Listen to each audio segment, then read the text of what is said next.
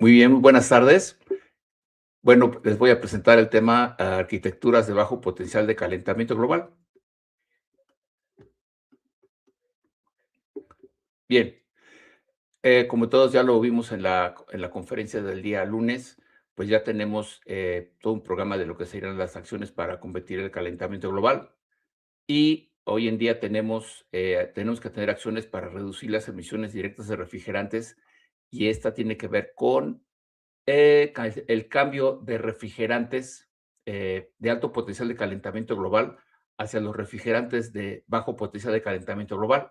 Y aquí, bueno, es donde vamos a estar conversando de las diferentes alternativas que tenemos, pero la segunda y no menos importante, pues también tiene que ver con la reducción del consumo de energía que, que conlleva el tener nuestros equipos de refrigeración y de aire acondicionado funcionando, que bueno, por eso se requiere hoy en día, pues acabamos de ver, tecnología inverter, que en vez de tener equipos on-off, pues ya migramos a la tecnología inverter, y de igual forma, pues ahora también necesitamos refrigerantes de bajo potencial de calentamiento global que son mucho más eficientes.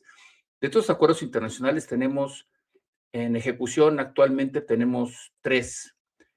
El primero es la enmienda de Kigali, que esta viene directamente del Protocolo de Montreal, cuyo objetivo es reducir el uso de los refrigerantes HFC de alto potencial de calentamiento global, migrándonos hacia los refrigerantes de bajo potencial de calentamiento global, y bien pueden ser de tipo sintético o de tipo natural.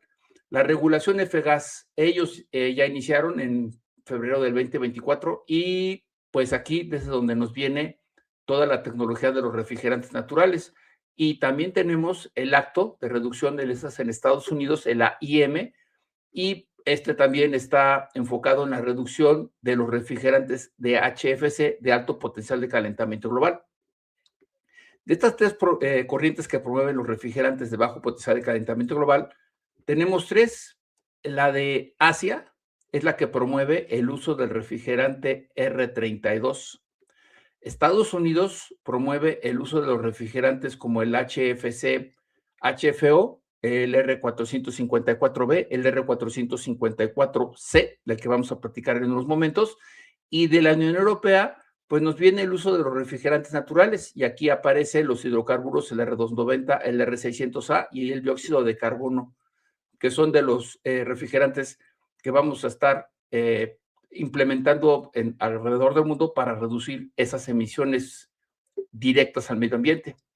Nosotros estamos iniciando aquí, es el 404A o el 507, que es otro refrigerante de los que se ocuparon de alto potencial de calentamiento global, y venimos reduciéndonos desde un potencial de calentamiento global de 3.900 unidades de dióxido de carbono. Es decir, se me escapa un kilo de 404A o de 507 y es el equivalente a liberar 3.900 unidades de dióxido de carbono por cada kilo. De ahí, pues nos pasó la siguiente, que bajamos a la serie del 407, o sea, fueron varias series del 404A, llegamos al 407A, 407C, 407F, y ahí bajamos a 2107 equivalentes. De ahí nos bajamos ya al R448A y el R449A, que ya son los sustitutos de drop-in que tenemos hoy en día, que son los que podemos hacer de sustitución directa para los equipos que tenemos en funcionamiento actualmente. O sea, estos dos refrigerantes los podemos ocupar para sustituir sistemas en R22 y sistemas en R404A. Y la nueva tecnología, el R454C, el R455A, que son refrigerantes sintéticos también. Estos son mezclas HFC, HFO, y de ahí bajamos ya a 148. Y por último, pues nos queda el R290 y el dióxido de carbono. Bueno, y también tenemos el amoníaco. El amoníaco no es tema de esta conferencia, debido a que pues este es un refrigerante de refrigeración industrial que siempre ha existido. Digamos que este lo empezamos a aplicar en 1830. Es un refrigerante que no se ha dejado de ocupar, se sigue ocupando en instalaciones grandes, en proyectos generalmente que rebasan de las 350 toneladas de refrigeración, y ahí el que ha ido ganando terreno son los sistemas en dióxido de carbono, y de igual manera, pues también ya van ingresando los sistemas de propano de alta carga que vamos a platicar en unos momentos. ¿Qué son estos refrigerantes? El R449A y el 448A son refrigerantes HFC, HFO, no son inflamables, no son tóxicos y son alternativos al uso del R404A y del 507, y aquí el impacto ambiental cuando se fugan al medio ambiente, pues eso es menor. Ahora, estos refrigerantes, al ser es de la serie 4, son refrigerantes azeotrópicos y, como verán, baja su potencial de calentamiento global. Aquí llevamos el 1387, 1397, y son los refrigerantes que vamos a ocupar para sustituir o para hacer retrofit en los equipos de refrigeración que tenemos hoy en día. Sus características, bueno, pues tienen versatilidad térmica, pues son parte de lo que podemos estar ocupando para las aplicaciones que tenemos hoy en día. Son refrigerantes que son compatibles para hacer una sustitución directa de los sistemas que tenemos en funcionamiento actuales. Y aquí es R22, sistemas en 404A, sistemas en 407C. En el momento de que empiecen a ser difícil encontrarlos, pues vamos a recurrir a estas mezclas. Estos refrigerantes, al hacer estas modificaciones, podemos ahorrar hasta un 10% de energía, dependiendo de las condiciones en las que esté el equipo. Mientras más electrónica tenga el sistema de refrigeración, pues va a ser más eficiente. De lo contrario, pues lo que vamos a hacer es, de todas formas, sí vamos a tener un incremento en la eficiencia energética, y de igual forma, pues vamos a reducir nuestras emisiones cada vez que tengamos un escape de esos sistemas. Tiene cumplimiento normativo, no daña el agujero de la capa de ozono, y pues lo vamos a poder ocupar durante toda la implementación de la enmienda de Kigali hasta que se cumpla por completo. ¿Dónde lo vamos a aplicar? Pues nos sirve para hacer proyectos de almacenaje. Sus capacidades, pues los vamos a poder aplicar de entre equipos de 5 a 120 toneladas de refrigeración, que sería el ámbito de aplicación. De igual forma, pues lo vamos a poder ocupar en equipos más pequeños, que son todos los que tenemos, como mencioné anteriormente, dependiendo de lo que encontremos en donde nosotros trabajamos. Y pues, como mencioné anteriormente, pues los podemos seguir ocupando. Si lo comparamos contra el 404A, estos dos refrigerantes, como verán, tienen un potencial de calentamiento global de 3.922, y los dos bajan, el potencial de calentamiento es menor, la eficiencia energética es estándar para el 404A, y aquí es donde vienen las reducciones por el incremento de eficiencia energética al utilizar estos refrigerantes. Y sí, los dos son refrigerantes de drop-in. Evidentemente, pues tenemos que hacer todo nuestro proceso de sustitución directa del sistema, y sí va a requerir que tengamos algún tipo de ajuste, sobre todo en las válvulas de expansión. Esta es la tabla de eficiencia energética de la que ocupamos en México. Como verán, el R448A y el R449A están contemplados dentro de esos niveles de eficiencia energética. Esta tabla se puede descargar desde Internet. Si no la localizan, con gusto se las podemos compartir. El refrigerante de referencia con el que calibramos los sistemas arrancó en 404A, y pues eventualmente la vamos a actualizar para que el refrigerante de referencia sea el 454C, y de ahí volver a modificar o incrementar los niveles de eficiencia energética con los nuevos refrigerantes. ¿Qué característica tienen estos refrigerantes de serie 400? Tienen una variable de la que nosotros prácticamente no la hemos tenido, no nos ha tocado todavía. Tienen un deslizamiento muy elevado, es decir, tenemos una temperatura en líquido y una temperatura diferente en vapor a la misma presión. Ahorita lo vamos a ver cómo funciona. Los componentes aquí el ejemplo que les tengo preparados, vamos a hablar del R449A. Es un refrigerante que no es tóxico, no es inflamable, su potencial de calentamiento global es de 1397, y es el que vamos a sustituir para 404A o 507, dependiendo cuál sea el refrigerante que más se movió, en donde están ustedes ubicados, dependiendo de la ubicación geográfica de cada uno de ustedes. Como verán, tiene 4 refrigerantes esta mezcla, tiene R32, R125, tiene 1234 YF, o FO, HFO, y también tiene el R134A. Como verán, tengo diferentes composiciones, rondan sobre del 25% cada una de sus composiciones, y juntos forman el 449A. Este es el dato.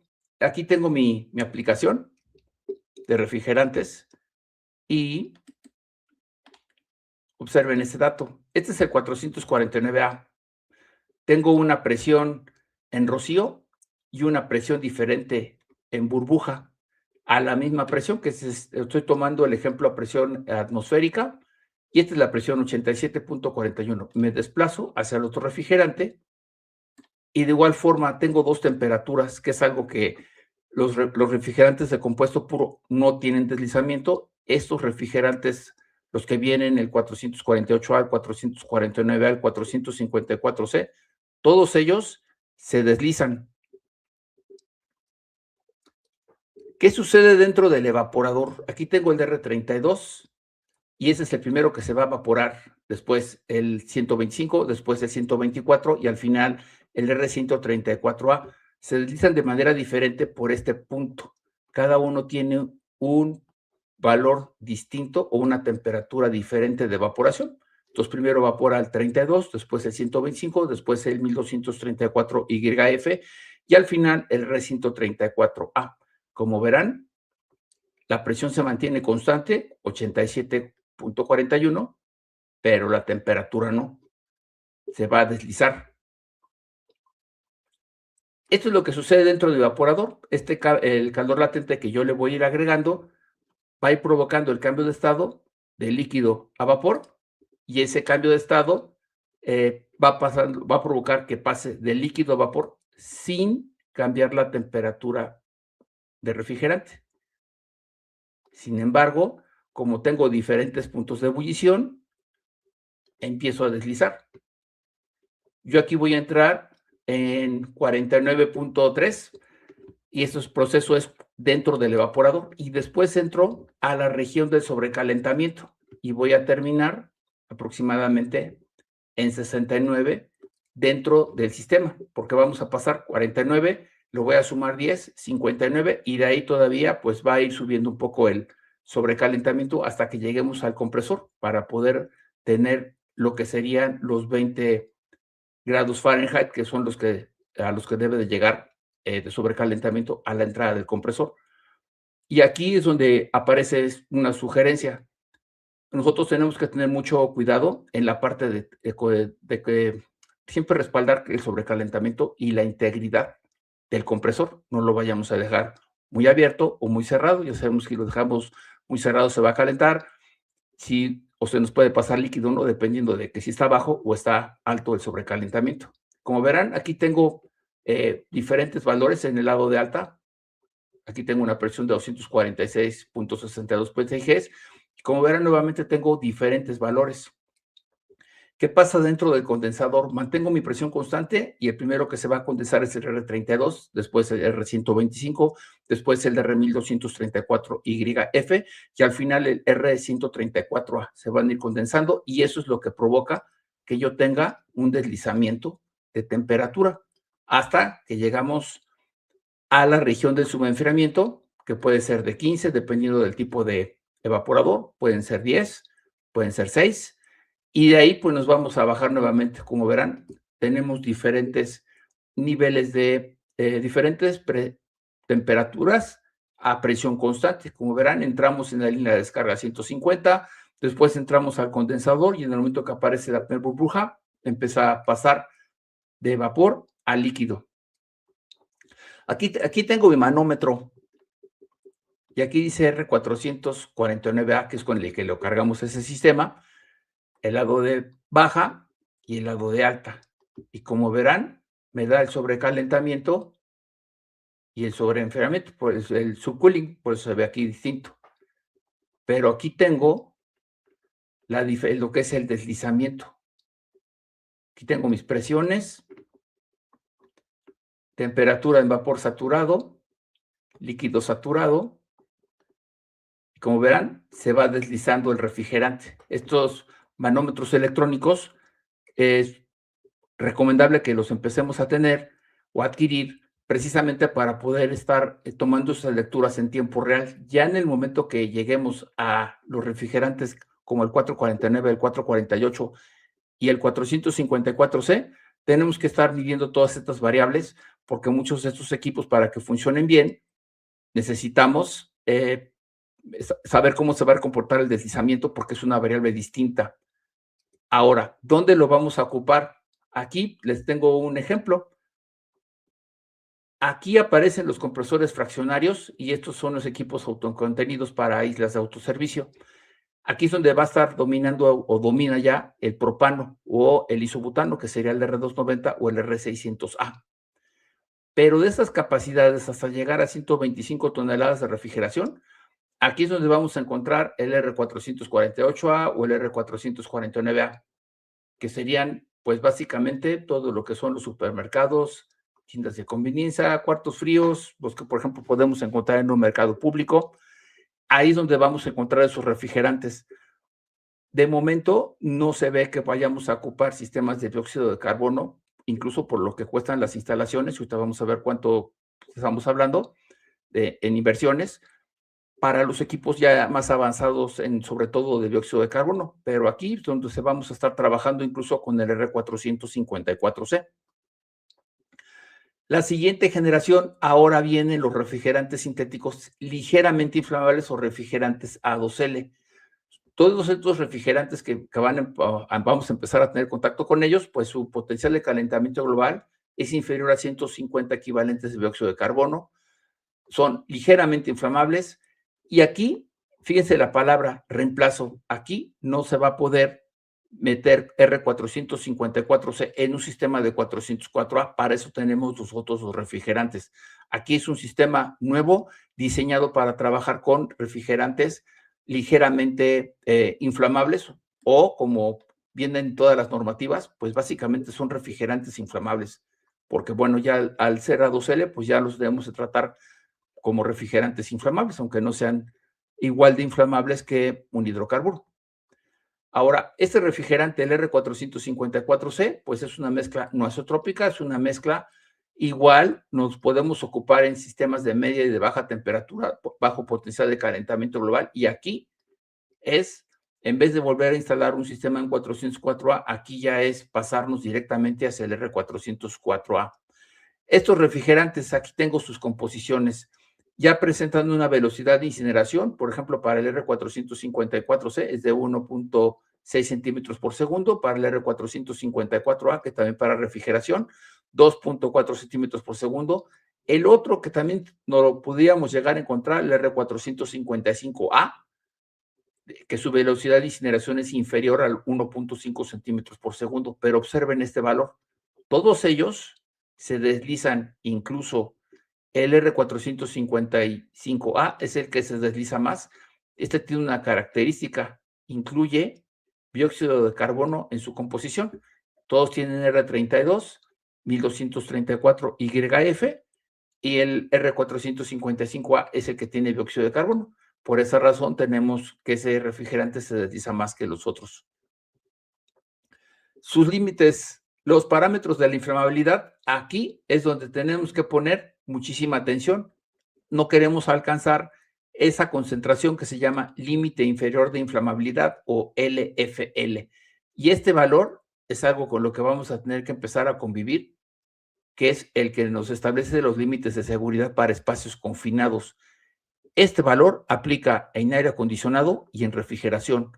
En aire acondicionado, cuando apliquen refrigerantes como el R32, el R454B o el R290 en sistemas de aire acondicionado. Los tres los van a encontrar disponibles en equipos para aire acondicionado. Y aquí es donde tenemos que empezar a aprender a determinar cómo se aplica este valor. Y después tenemos los otros, el límite superior de inflamabilidad, la velocidad de energía de inyección y el calor de combustión. Ahora, los refrigerantes los vamos a clasificar de esta forma. La clase 1 no propaga llama. La clase 2, que serían los A. Todos estos refrigerantes, recuerden que no son tóxicos, estos empiezan en la letra A. Clase 1, o sea, los A1, tenemos el 134A, el 410A, el 404A, el 407C, el 407F. Para los A2L, aquí ya tenemos el R32, el R454A, B o C. Aquí es donde aplican los A2L. No tenemos de momento refrigerantes clase 2 y nos pasamos a los refrigerantes A3 y aquí aparece el R290, el R600A y un dato, son los que tenemos en uso actualmente, pero va a crecer el uso de los hidrocarburos, ahorita ocupamos 2, pero eventualmente vamos a encontrar 6 tipos de hidrocarburos, o sea, se quedan estos 2 y 4 adicionales que vienen más en aplicaciones para sistemas de refrigeración. El R454C es una mezcla zeotrópica, empieza en número 4, sin embargo, al igual que los anteriores, tienen el deslizamiento. Aquí tenemos otra aplicación o tabla, y como verán, tengo una presión 82.34 y marca 40 grados Fahrenheit. Aquí en esta aplicación me dice que es el grupo de seguridad A2L, el reporte es de 148, el R4 significa, es el reporte del panel intergubernamental de cambio climático. Y si me paso en la misma presión, en la parte de que ya lo tengo evaporado, ya la temperatura es distinta, 53.79, es una de sus características. Y nosotros de ahí lo vamos a sobrecalentar dentro del evaporador y de ahí pues todo el calor que vaya atrapando si no tenemos bien aislada nuestra línea de succión. ¿Cómo se eligen? Aquí les tengo este dato. Este es un catálogo de los evaporadores donde yo trabajo y aquí tengo que poner atención a que diga R454C. Elijo un evaporador, por ejemplo, aquí tengo de diferentes tamaños, pues son los evaporadores MEL. Aquí tengo 3, por ejemplo, uno de 3 ventiladores y dice que es de 16,800 BTUs y vienen unos valores que no teníamos anteriormente.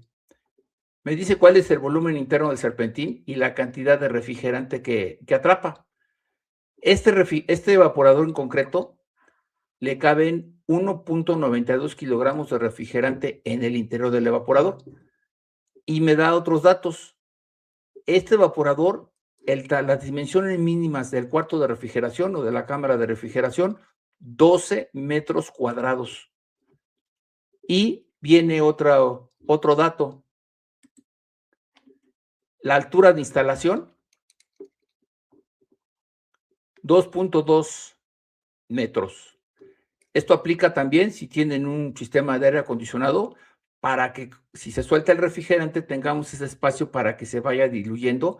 El valor del LFL va a cambiar dependiendo del refrigerante, por eso este valor del LFL viene con el fabricante del refrigerante. También los pueden sacar de los manuales de ASRAE, concretamente del estándar 34. De ahí se van publicando los valores LFL. Los límites de carga.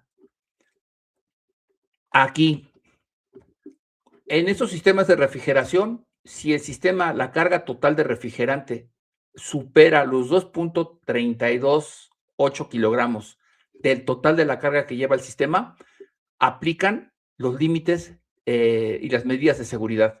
Y entonces aquí vamos a tener que aplicar detectores, son los detectores para detectar la fuga, válvulas de corte automático, el kit de mitigación, y conforme va creciendo la instalación, pues nos piden también que tengamos una estrategia de extracción de aire para evitar llegar a que alcancemos los límites de concentración de estos refrigerantes.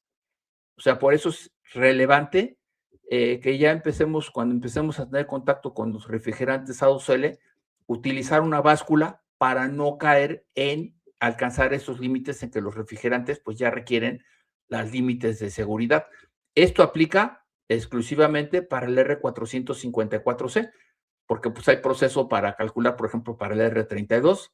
Como el LFL es diferente, pues ese sí nos permite meter quizás un poquito más de refrigerante, pero habrá que vigilar cuántos kilogramos necesitamos para poder cargar dentro de una habitación. No queremos que se suelte, por ejemplo, un aire acondicionado, el refrigerante de un mini split, en una habitación que califica perfectamente bien como un espacio confinado, o el R290, que también, si se suelta el R290, pues también podemos alcanzar los límites de concentración si no respetamos los metros cúbicos o metros cuadrados mínimos en los que podemos colocar.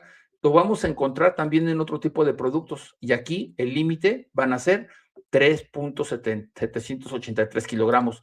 Estos valores salen de esta normativa. Esta normativa es la UL, y ahí es donde se sacan las fórmulas, y este es el límite, y de ahí hacia arriba. Y esto es cuando los refrigerantes están en los umbrales M1. De aquí hay el umbral M1, M2 y M3, que son estos. Aquí tengo el M1, el M2 y el M3. Aquí tengo el M1. Aquí, en esta zona, cuando estoy por debajo de los 2.38 kilogramos, no requiero medida de seguridad adicional, pero una vez que rebaso de la carga, aquí está la normativa, altura máxima del cuarto, aplicando la UL. Aquí tengo el LFL del 454C, que es de 0.2895 kilogramos por metro cúbico, y de ahí va incrementando las medidas de seguridad. La básica será la válvula solenoide y los sensores, y también el apagado del compresor donde lo podamos aplicar. O sea, se nos fuga el refrigerante, se activan las protecciones, cerramos la válvula del líquido, la válvula de la succión, y dejamos que en lo que nosotros nos llaman, y atendemos el escape. Cuando estamos por debajo de ese umbral, no requerimos estrategia de ventilación, pero si estamos en un sistema que rebasa, que está entre los 15 y los 75 kilogramos, de igual forma necesitamos tener ya nuestra estrategia de ventilación o nuestra estrategia de extracción de aire para evitar que alcancemos los límites de concentración. Ahora, lo más que podemos hacer son instalar grupos de compresión que no rebasen, o sea, evaporador con unidad condensadora, que no rebasen de 75 kilogramos en total. Ahora, ¿cómo se ve estas inversiones o cómo vamos a estar trabajando? Van a ver que ahorita en mis diapositivas tengo estos iconos en verde. Todos los iconos que encuentren en verde, pues va a ser el de eficiencia energética, costos de inversión, mantenimiento, qué tan inflamable y qué tan tóxico. Y conforme el icono vaya cambiando de color, pues ahí es donde vamos viendo de que ya quizás no son, la eficiencia energética se va perdiendo, el costo de inversión va subiendo, la instalación y el mantenimiento va incrementando su grado de dificultad, la flamabilidad pues también va subiendo y la toxicidad también. Ahora, este sería cómo instalaríamos un sistema de refrigeración en R454C. Aquí, R454C. Pongo mi cámara de refrigeración y puedo estar alimentando mis sistemas de media temperatura. Aquí no podemos tener un sistema de media, combinar el sistema de media con el sistema de baja. Es un circuito independiente o una unidad condensadora para media temperatura y un sistema independiente para baja temperatura. Este tipo de sistemas va a costar si lo comparamos contra uno de 404A, va a costar 8 o 10% más caro, dependiendo de donde lo compren, pero básicamente ese es lo que va a subir la nueva tecnología. Conforme nosotros vayamos incluyendo más electrónica en estos equipos, el equipo se vuelve más eficiente. Aquí es donde ya aparece la válvula de expansión electrónica. Si nosotros optamos por una válvula de expansión electrónica, el equipo es cuando alcanza su mayor nivel de eficiencia energética. Lo podemos operar con válvula de expansión termostática, pero para alcanzar el nivel máximo, pues siempre la recomendación será ya utilizar la válvula de expansión electrónica. Aquí están las válvulas que mencionaba. Vamos a ocupar dos válvulas solenoides, una en la línea de líquido, una en la línea de succión, y aquí vamos a ocupar nuestra válvula de expansión. Aquí está colocado el sensor, el detector de fugas. La nueva generación ya se coloca en el interior del evaporador. Aquí tenemos un escape, detecta y se activan las dos solenoides, nos manda una alarma y el compresor se detiene y ya no debe de arrancar. Ahí paramos y lo que se va a escapar dentro de la cámara de refrigeración, pues es básicamente la cantidad de refrigerante líquido que le cabe en ese momento o que trae en ese instante. El resto, pues se va a quedar atrapado entre la unidad condensadora del tanque recibidor y, pues, evidentemente lo que traigamos aquí de la línea de líquido y lo que traigamos en la línea de succión. Cuando son cámaras de más evaporadores, igual tenemos que colocar, es un sensor y un grupo completo de control por cada evaporador. Como verán, aquí es una cámara un poco más grande y aquí ya tengo por cada evaporador su medida de seguridad, cada uno de ellos. En el caso de que uno fugue, ese evaporador pues se va a seguir descargando hasta que se vacíe por completo. Sin embargo, todos los motores que están funcionando nos van a ayudar a disipar la nube que vayamos a tener en el interior. Vamos a tener nuestra estrategia de extracción si es que rebasamos el umbral de los 15 kilos y los motores van a ser a prueba de chispa. Por eso necesitamos motores electrónicos para que si llegamos a estar en esa concentración, los motores no representen un riesgo de ignición.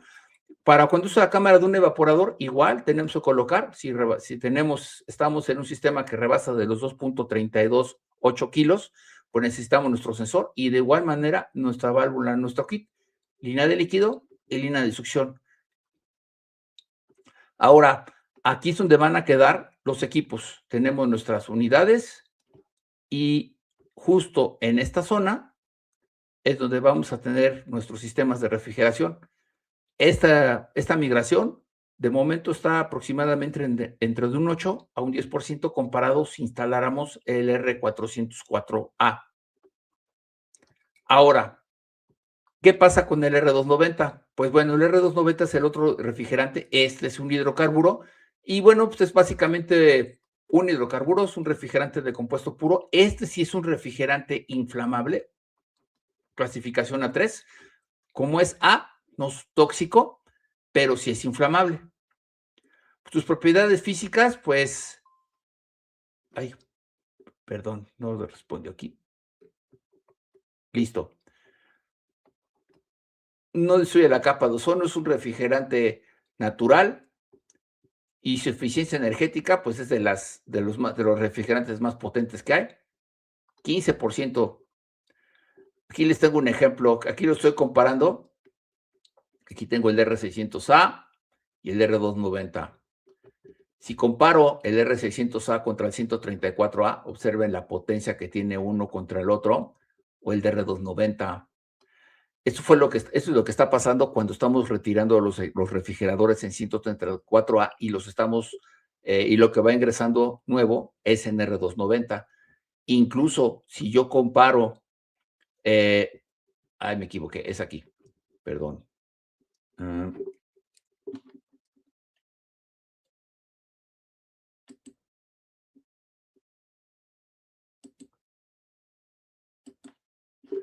Listo. Este es el efecto refrigeración. Aquí tengo el R290 y aquí tengo un aire acondicionado de 410A o un chiller de 410A. Observen la potencia que hay, uno comparado con el otro. Bueno, y lo vamos a comparar ahora contra un chiller de R32. Como verán, no alcanza la potencia uno contra el otro. Aquí tengo el chiller de 1234 YF. Esta es la potencia que tiene un hidrocarburo como el R290. Incluso si lo comparamos contra los refris, el refri de 134A contra el refri de R600A, esa es la potencia que tiene uno comparado contra los otros. Y bueno, pues ya, pues prácticamente ya todos los equipos que van ingresando nuevos, en la mayoría de los países, ingresan con R290 o con R600A. Sin embargo, cuando los aplicamos en forma de enfriador de líquido a nivel de piso, que ese sería el ejemplo, tenemos que instalar lo que nosotros consideramos o que se llama zona clasificada. Así lo encuentran en los reglamentos de los diferentes países, zona clasificada o zona restringida. Se tiene que llevar su enrejado y tenemos que colocar aquí grava.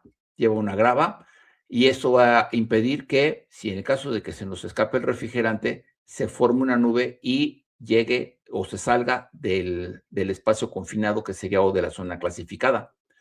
Cuando la unidad que vamos a instalar dos enfriadores de líquido, los tenemos que empezar a separar entre sí, 2 metros de distancia, 3 metros en forma perimetral, porque no queremos que tengamos un riesgo, porque este refrigerante cuando pasa de líquido a vapor se expande 247 veces, se hace la nube, y si fallan las medidas de seguridad de los equipos, pues no vamos a poder alcanzar a disipar la nube.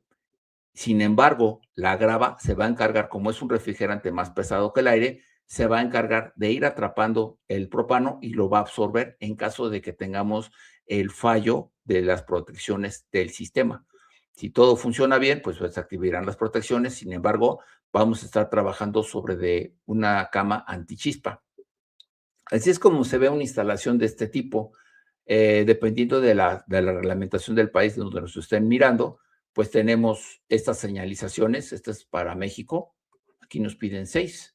Tenemos que informar todas estas características. No se puede ingresar, tiene que ser personal clasificado.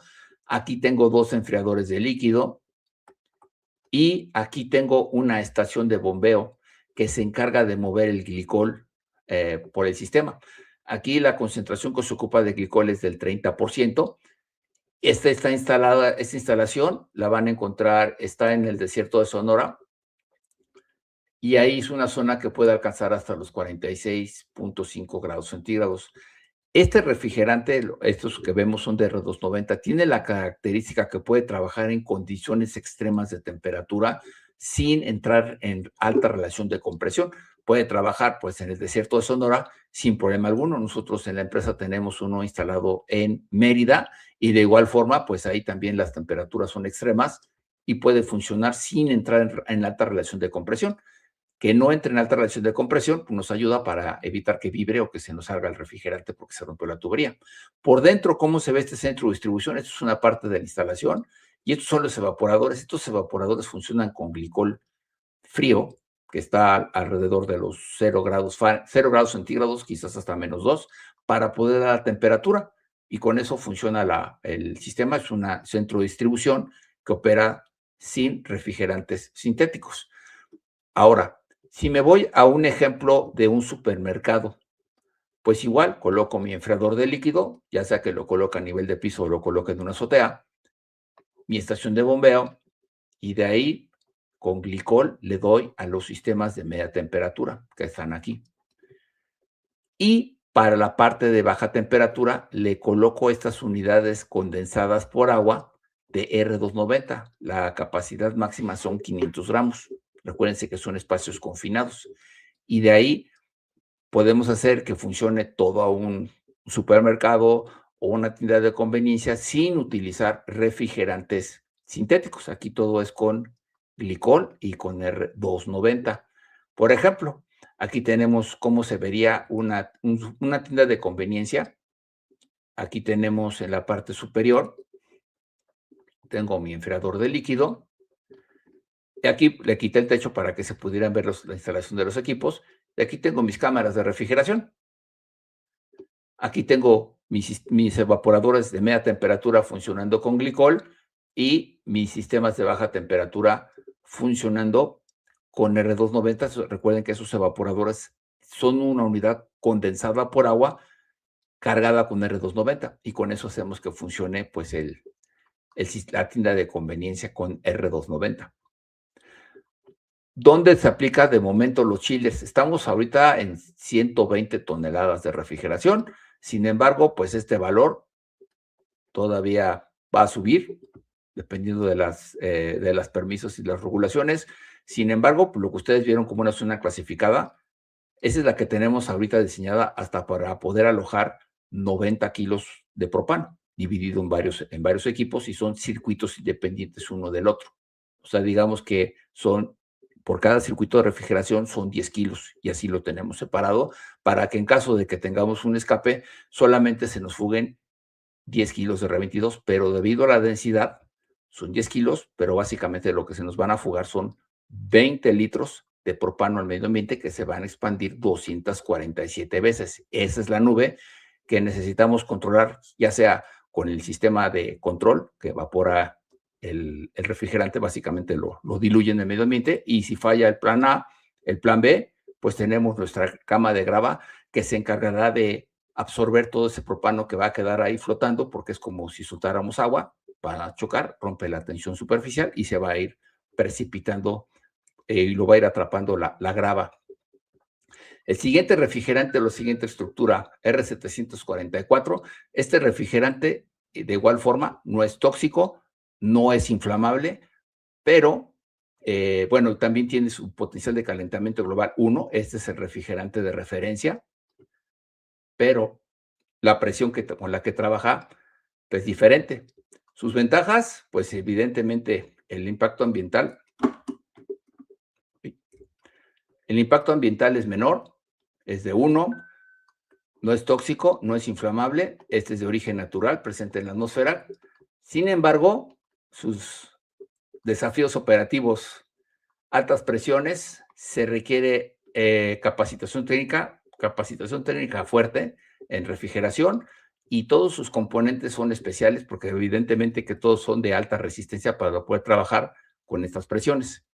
Sus aplicaciones en refrigeración del dióxido de carbono, pues vamos a tener supermercados, industria alimentaria, sistemas de baja, sobre todo de baja temperatura. El dióxido de carbono es un refrigerante muy eficiente en baja temperatura y el R290 es muy eficiente para trabajar en media temperatura.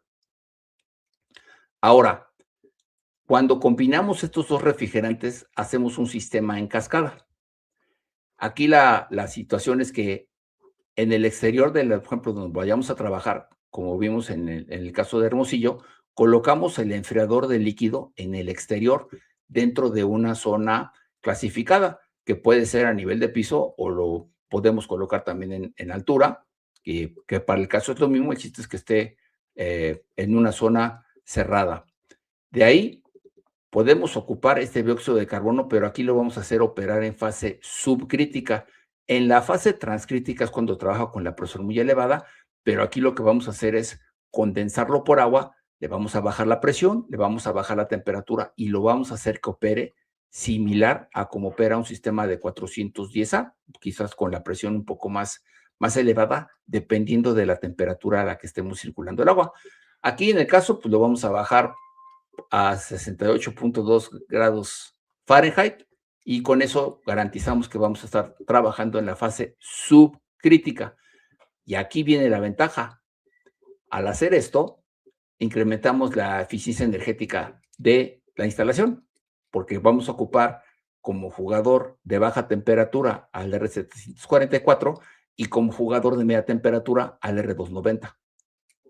Ahora, el chiller de R290 va a ser el que va a estar generando el agua fría con glicol.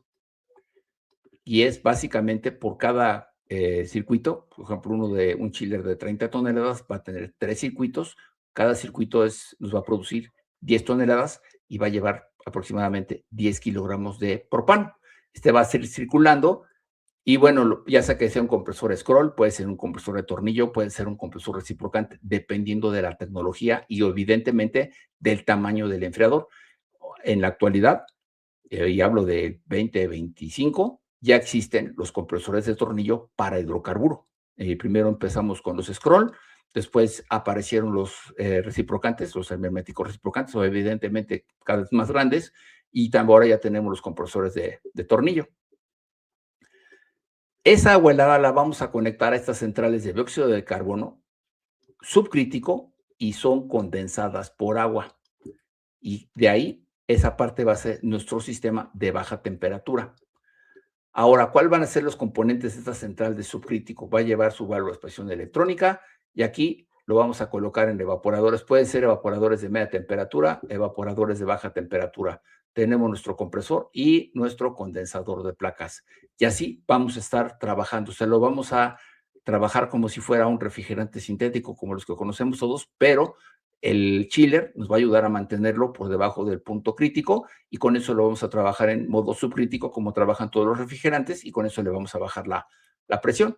Sus rangos de operación, pues lo podemos ocupar en media temperatura, baja temperatura, pero nuestro chiller nos va a ayudar a mantenerlo en la parte subcrítica. ¿Cómo va a funcionar? Vamos a necesitar un intercambiador de calor y pues, así como ejemplo, pues del lado izquierdo vamos a tener agua con glicol. Aquí entra el agua del chiller y la salida del chiller. Y del lado derecho vamos a tener nuestro sistema de dióxido de carbono y ahí vamos a estarle bajando la presión, la temperatura y con eso lo vamos a mantener. Ahora, ¿cómo vamos a estar gestionando esa temperatura? Pues lo que tenemos que hacer es bajarlo o tener de mantenerlo por debajo de los 68 grados Fahrenheit para que las presiones estén por debajo de los 80 PSI y ahí alcancemos la máxima eficiencia. Sin embargo, vamos a necesitar nuestras válvulas electrónicas, vamos a tener que tener variadores de velocidad, controladores, alarmas de alta presión, también vamos a tener que tener purgadores de aire en la parte del sistema de glicol y de igual manera desfangadores para evitar que pues se nos dañen nuestros intercambiadores de calor de placas. Ahora, las ventajas de poder operar en operación subcrítica a lo largo del año, pues es que prácticamente se va a sostener la temperatura de manera constante en el sistema de refrigeración subcrítico. Si lo operáramos en transcrítico, pues ahí sí se nos va a ir subiendo la presión, pero como lo tenemos conectado en cascada con un infrador líquido, ahí vamos a evitar que se nos suba la presión y jamás va a llegar a trabajar en modo transcrítico, siempre lo vamos a tener en modo subcrítico, operando sobre todo para los sistemas de baja temperatura. Ahora, esta combinación de R290 con dióxido de carbono, pues nos va a dar eficiencia.